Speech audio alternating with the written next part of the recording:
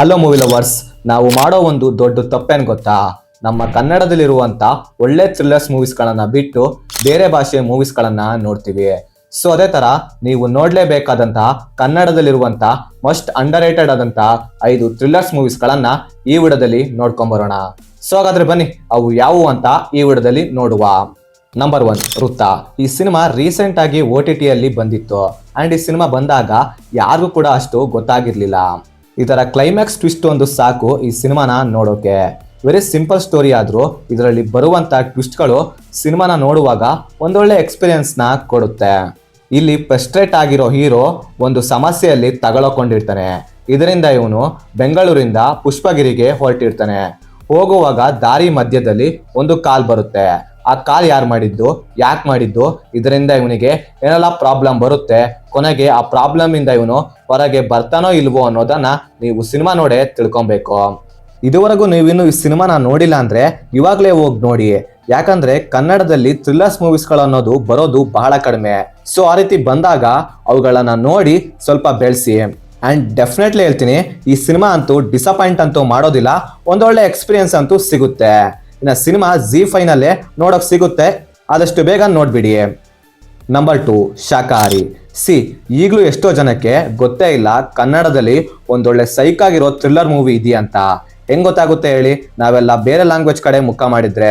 ಇಂಥ ಸಿನಿಮಾಗಳನ್ನ ನೋಡಿಲ್ಲ ಅಂದ್ರೆ ಇನ್ಯಾವ ಥರ ಸಿನಿಮಾಗಳನ್ನ ಇಷ್ಟಪಡ್ತಿರೋ ಗೊತ್ತಿಲ್ಲ. ಯಾಕೆ ಈ ರೀತಿ ಹೇಳ್ತಿದ್ದೀನಿ ಅಂದ್ರೆ ಇದರಲ್ಲಿ ಇರುವಂತ ಸ್ಟೋರಿ ಆ ರೀತಿ ಇದೆ. ಸೊ ಅಂಥದ್ದು ಈ ಸಿನಿಮಾದಲ್ಲಿ ಸ್ಟೋರಿ ಏನಿದೆ ಅಂತ ಕೇಳೋದಾದ್ರೆ, ಸಿನಿಮಾದಲ್ಲಿ ಸುಬ್ಬಣ್ಣ ಒಬ್ಬ ಅಡಿಗೆ ಭಟ್ಟ. ಅವನು ತನ್ನ ಹೋಟೆಲ್ ಬಿಸ್ನೆಸ್ನ ತುಂಬಾ ಚೆನ್ನಾಗಿ ಲೀಡ್ ಮಾಡ್ಕೊಂಡು ಲೈಫ್ನ ಲೀಡ್ ಮಾಡ್ತಾ ಇರ್ತಾನೆ. ಸೊ ಈ ರೀತಿ ಲೈಫ್ ಲೀಡ್ ಮಾಡ್ತಿರೋ ಸುಬ್ಬಣ್ಣನ ಲೈಫ್ನಲ್ಲಿ ಆಗ್ತಾನೆ ವೃಗಾವಾದೆ ಪೊಲೀಸ್ ಸ್ಟೇಷನ್ ಇಂದ ಒಬ್ಬ ಆರೋಪಿ ಜೈಲಿನಿಂದ ತಪ್ಸ್ಕೊಂಡು ಸುಬ್ಬಣ್ಣನ ಹೋಟೆಲ್ಗೆ ಸೇರ್ಕೊಂಡ್ ಬಿಡ್ತಾನೆ. ಸೊ ಇಲ್ಲಿಂದ ಬರುವಂತ ಸ್ಟೋರಿ ಏನಿದೆಯಲ್ಲ, ನಿಜವಾಗ್ಲೂ ಹೇಳ್ತೀನಿ, ಅಲ್ಟಿಮೇಟ್, ಕೊಡೋ ಟೈಮ್ಗೆ ವರ್ತ್ ವಾಚ್ ಸಿನಿಮಾ ಅಂತೀನಿ. ನೀವಿನ್ನು ಈ ಥ್ರಿಲ್ಲರ್ ಸಿನಿಮಾನ ನೋಡಿಲ್ಲ ಅಂದ್ರೆ ಇವಾಗಲೇ ಹೋಗಿ ನೋಡಿ, ಅಮೆಜಾನ್ ಪ್ರೈಮ್ ನಲ್ಲಿ ನೋಡೋಕೆ ಸಿಗುತ್ತೆ. ನಂಬರ್ 3, ರಕ್ಕಸ ಪುರದೋಳು. ಈ ಸಿನಿಮಾನ ಯಾಕೆ ಆಡ್ ಮಾಡಿದ್ದೀನಿ ಅಂದ್ರೆ, ಕನ್ನಡದಲ್ಲಿ ತುಂಬಾ ದಿನ ಆಗಿತ್ತು ಒಂದೊಳ್ಳೆ ಥ್ರಿಲ್ಲರ್ ಸಿನಿಮಾನ ನೋಡಿದೆ. ಬಿಕಾಸ್ ಆಫ್ ಇದರಲ್ಲಿ ಇರುವಂತ ಕಾನ್ಸೆಪ್ಟ್ ಅಂಡ್ ಸ್ಟೋರಿ ನನಗಂತೂ ತುಂಬಾ ಇಷ್ಟ ಆಗಿತ್ತು. ಒಂದು ಪ್ರಾಪರ್ ಆದಂತಹ ಥ್ರಿಲ್ಲರ್ ಸಿನಿಮಾದಲ್ಲಿ ಯಾವೆಲ್ಲ ಎಲಿಮೆಂಟ್ ಇರಬೇಕೋ ಅದೆಲ್ಲ ಈ ಸಿನಿಮಾದಲ್ಲಿ ನೋಡೋಕೆ ಸಿಗುತ್ತೆ. ಸೊ ಆದ್ರಿಂದ ಈ ಸಿನಿಮಾನ ಆಡ್ ಮಾಡಿದ್ದೀನಿ. ಈ ಸಿನಿಮಾ ಇನ್ನು ಥಿಯೇಟರ್ ಅಲ್ಲೇ ಓಡ್ತಿದೆ. ನೀವಿನ್ನೂ ಈ ಸಿನಿಮಾನ ನೋಡಿಲ್ಲ ಅಂದ್ರೆ ಆದಷ್ಟು ಬೇಗ ನೋಡ್ಬಿಡಿ. ಸಿನಿಮಾದಲ್ಲಿ ರಾಜ್ಬಿ ಶೆಟ್ಟಿ ಅವರು ಒಬ್ಬ ಪೊಲೀಸ್ ಆಫೀಸರ್ ಆಗಿರ್ತಾರೆ. ಇವನನ್ನ ಕೇಸೇ ಇಲ್ಲದೆ ಇರೋ ಒಂದು ಊರಿಗೆ ಟ್ರಾನ್ಸ್ಫರ್ ಮಾಡ್ತಾರೆ. ಅಂಡ್ ಅವನು ಅಲ್ಲಿಗೆ ಹೋದ ನಂತರ ಕೇಸೇ ಇಲ್ದಿರೋ ಊರಲ್ಲಿ ಒಂದು ವಿಚಿತ್ರವಾದ ಘಟನೆಗಳು ನಡೆಯೋಕೆ ಸ್ಟಾರ್ಟ್ ಆಗುತ್ತೆ.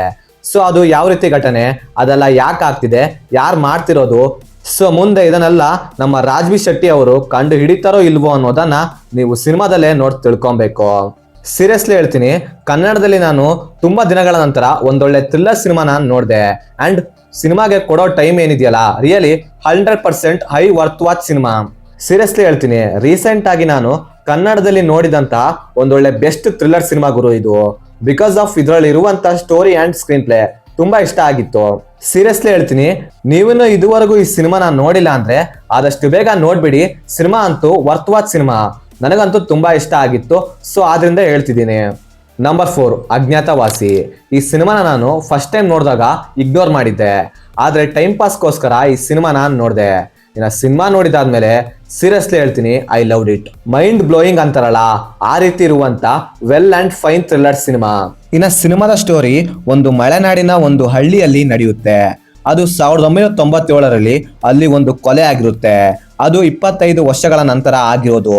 ಸೊ ಆ ಕೊಲೆ ಯಾರು ಮಾಡಿದ್ದು, ಯಾಕೆ ಮಾಡಿದ್ದು, ಅಂಡ್ ಆ ಕೊಲೆ ಆಗಿರೋ ವ್ಯಕ್ತಿ ಯಾರು ಅನ್ನೋದನ್ನ ನೀವು ಸಿನಿಮಾ ನೋಡೇ ತಿಳ್ಕೊಬೇಕು. ನಿಜವಾಗ್ಲೇ ಹೇಳ್ತೀನಿ, ಸಿನಿಮಾದ ಒನ್ಲೈನ್ ಸ್ಟೋರಿ ಅಷ್ಟು ಸಿಂಪಲ್ ಆಗಿರೋದಿಲ್ಲ ಸಿನಿಮಾ. ಬಿಕಾಸ್ ಆಫ್ ಇದರಲ್ಲಿ ಬರುವಂತ ಟ್ವಿಸ್ಟ್ ಅಂಡ್ ಟರ್ನ್ಗಳನ್ನ ನೀವು ಗೆಸ್ ಕೂಡ ಮಾಡೋಕ್ಕಾಗೋದಿಲ್ಲ. ಇದುವರೆಗೂ ನೀವಿನ್ನು ಈ ಸಿನಿಮಾನ ನೋಡಿಲ್ಲ ಅಂದ್ರೆ ಆದಷ್ಟು ಬೇಗ ಕವರ್ ಮಾಡಬೇಡಿ. ಸಿನಿಮಾ ಅಮೆಜಾನ್ ಪ್ರೈಮ್ ನಲ್ಲೇ ನೋಡಕ್ ಸಿಗುತ್ತೆ. ನಂಬರ್ 5, ಕಾಂಗುರು. ಈ ರೀತಿ ಇರೋ ಒಂದು ಪೊಲೀಸ್ ಇನ್ವೆಸ್ಟಿಗೇಷನ್ ಸಿನಿಮಾನ ಕನ್ನಡದಲ್ಲಿ ನೋಡದೆ ತುಂಬಾ ಟೈಮ್ ಆಗಿತ್ತು. ಸೊ ಆದ್ರಿಂದ ಅನ್ಸುತ್ತೆ ಈ ಸಿನಿಮಾ ನನಗೆ ತುಂಬಾ ಇಷ್ಟ ಆಗಿತ್ತು. ಬಿಕಾಸ್ ಆಫ್ ಇದರಲ್ಲಿ ಇರುವಂತ ಸ್ಟೋರಿ ಹಾಗೆ ಇದರ ಪ್ರೆಸೆಂಟೇಷನ್ ತುಂಬಾ ಇಂಪ್ರೆಸಿಂಗ್ ಆಗಿತ್ತು, ಅಷ್ಟೇ ಇಂಟ್ರೆಸ್ಟಿಂಗ್ ಆಗಿತ್ತು ಸ್ಟೋರಿ.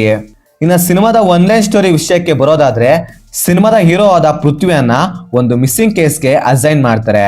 ಅಸೈನ್ ಮಾಡೋದಲ್ಲದೆ ಅವನನ್ನ ಒಂದು ಹೊಸ ಪೊಲೀಸ್ ಸ್ಟೇಷನ್ಗೆ ಟ್ರಾನ್ಸ್ಫರ್ ಮಾಡ್ತಾರೆ.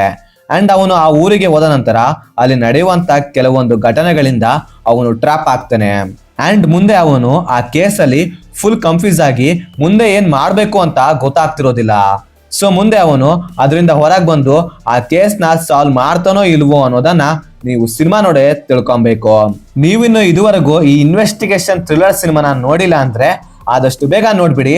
ಸಿನಿಮಾ ಅಮೆಜಾನ್ ಪ್ರೈಮ್ ನಲ್ಲಿ ನೋಡಕ್ ಸಿಗುತ್ತೆ. ಸೊ ಇದಾಗಿತ್ತು ಫ್ರೆಂಡ್ಸ್, ರೀಸೆಂಟ್ ಆಗಿ ಕನ್ನಡದಲ್ಲಿ ನನಗೆ ತುಂಬಾ ಇಷ್ಟ ಆದಂತ ಒಂದೊಳ್ಳೆ ಥ್ರಿಲ್ಲರ್ ಸಿನಿಮಾಗಳು. ಸೊ ಇವುಗಳನ್ನ ಬಿಟ್ಟು ನಿಮ್ಮ ಫೇವರೆಟ್ ಸಿನಿಮಾ ಯಾವುದು ಅಂತ ಕೆಳಗಡೆ ಕಮೆಂಟ್ ಮಾಡಿ ತಿಳಿಸಿ. ಮತ್ತೆ ಪಾರ್ಟ್ 2 ವಿಡಿಯೋ ಮಾಡೋಕೆ ಟ್ರೈ ಮಾಡ್ತೀನಿ. ನೀವು ಈ ವಿಡಿಯೋಗೆ ಎಷ್ಟು ರೀಚ್ ಕೊಡ್ತೀರಾ ಅನ್ನೋದ್ರ ಮೇಲೆ ಪಾರ್ಟ್ 2 ವಿಡಿಯೋ ಮಾಡ್ತೀನಿ. ಸೊ ನಿಮಗೇನಾದ್ರೂ ಈ ವಿಡಿಯೋ ಇಷ್ಟವಾಗಿದ್ರೆ ಒಂದು ಲೈಕ್ ಮಾಡಿ, ಒಂದು ಸಬ್ಸ್ಕ್ರೈಬ್ ಮಾಡಿ. ನೀವು ಮಾಡೋ ಅಂತ ಸಬ್ಸ್ಕ್ರೈಬ್ ನಮಗೆ ಒಂದೊಳ್ಳೆ ವಿಡಿಯೋಸ್ಗಳನ್ನ ಮಾಡೋಕೆ ಮೋಟಿವೇಶನ್ ಅಂತ ಸಿಗುತ್ತೆ. ಸೊ ನೋಡಿ, ಎಲ್ಲ ನಿಮ್ ಕೈಲೇ ಇದೆ ಏನ್ ಮಾಡ್ತೀರಾ ಅಂತ.